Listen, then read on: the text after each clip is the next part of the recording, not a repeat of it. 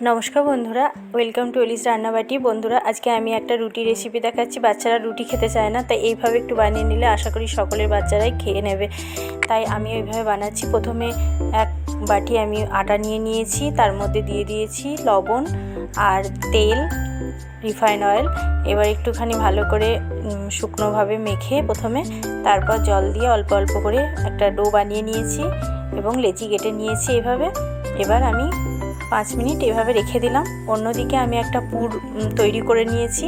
প্রথমে দিয়ে দিয়েছি গরম তেলে জিরে ফোড়ন, কাঁচা লঙ্কা কেটে রাখা, আর নিয়ে নিয়েছি পেঁয়াজ কুচি।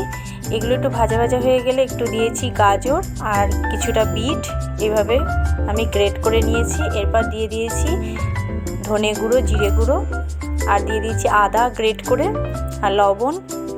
রেসিপিটা তাড়াতাড়িও হয়ে যায় বন্ধুরা। আর দিয়ে দিয়েছি সামান্য একটু চিনি। এরপর সেদ্ধ করা একটু আলু আর একটু ধনেপাতা।